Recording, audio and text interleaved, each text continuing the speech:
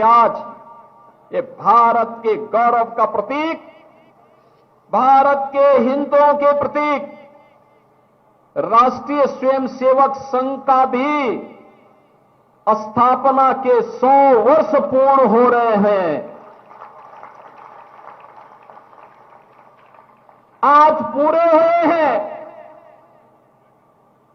याद करिए, दुनिया के अंदर किसी के पास इस प्रकार का तेजस्वी और यशस्वी संगठन नहीं है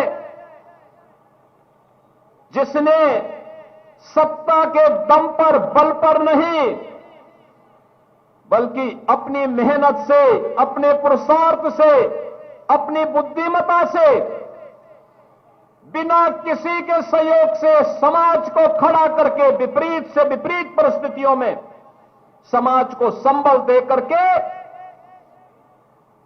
देश के अंदर जहां भारत के मूल्यों की रक्षा करने के लिए जो कार्य कभी सरकारों को करना चाहिए था, जब सरकारें विफल हुई, उस समय की सरकारें नहीं कर पाई, वह कार्य राष्ट्रीय स्वयंसेवक संघ ने करके दिखाया था।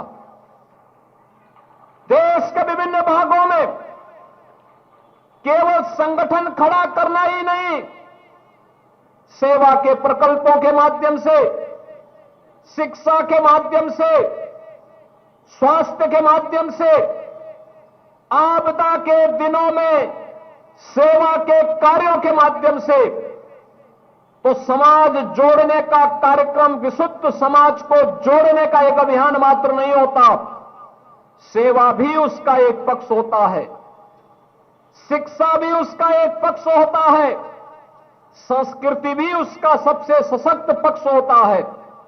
और इन सबको समाहित करते हुए राष्ट्रीय स्वयंसेवक संघ ने 100 वर्षों में जीवन के विभिन्न क्षेत्रों में आज जितना बड़ा कार्य किया, हर भारतवासी को और दुनिया के अंदर बसे हुए हर सनातन धर्मावलंबी को उसके प्रति कृतज्ञता ज्ञापित करनी चाहिए। क्योंकि कृतज्ञता ज्ञापित करना ये भारत के सनातन धर्मावलंबियों का दायित्व बनता है।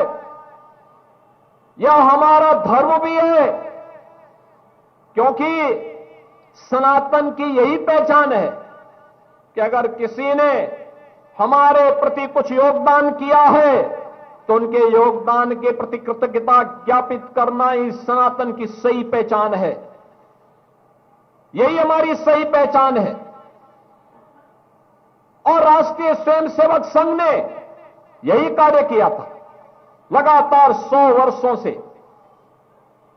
ये राष्ट्रीय स्वयंसेवक संघ जैसा ही संगठन था जिसने आज हजारों भारत की राष्ट्रीयता, भारत के मूल्यों और भारत की संस्कृति का सम्मान करने वाले शिक्षा के ऐसे केंद्र, सरस्वती शिशु मंदिर और विद्या भारती के माध्यम से 12,000 से अधिक ऐसे शिक्षण प्रशिक्षण संस्थान शिशु स्तर से लेकर के उच्च स्तर तक के शिक्षण संस्थान देश को प्रदान किए बिना किसी सरकारी सहायता के।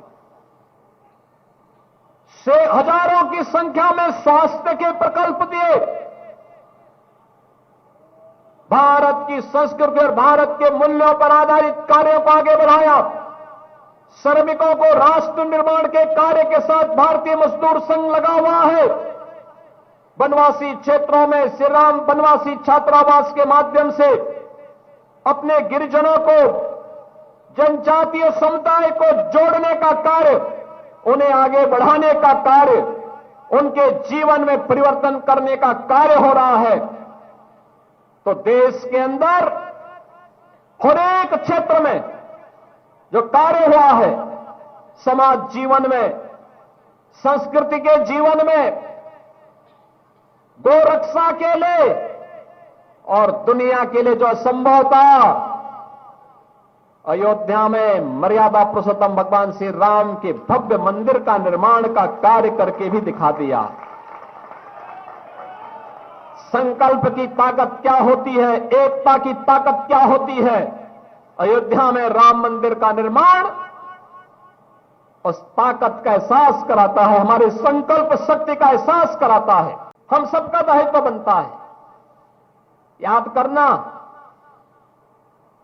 जो परिस्थितियां रामायण काल में थी, महाभारत काल में थी,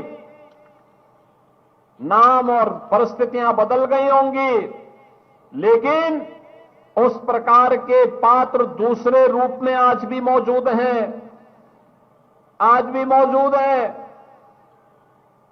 ताड़का भी है, शूर्पणखा भी है, और साथ साथ खर और दूषण और मारीच और स्वभाव भी आज भी समाज को त्रस्त कर रहे हैं। हमें इन्हें सतर्क रहना पड़ेगा, इनसे सतर्क रहना पड़ेगा, समाज को एकजुट करना पड़ेगा। जो जाति के नाम पर, छुआछूत और अस्पृश्यता के आधार पर समाज को बांटने वाले लोग हैं,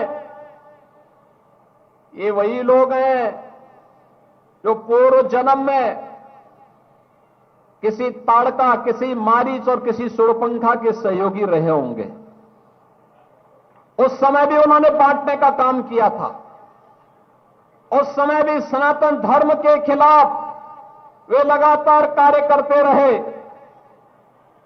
आज भी याद करना, बेटी की सुरक्षा पर जो लोग खतरा बने हुए हैं, ये पूर्व जन्म में कोई दुर्योधन और कोई दुशासन जरूर रहा होगा, उनका शागिर्द जरूर रहा होगा, और इसीलिए इतना दुस्साहस करते हैं।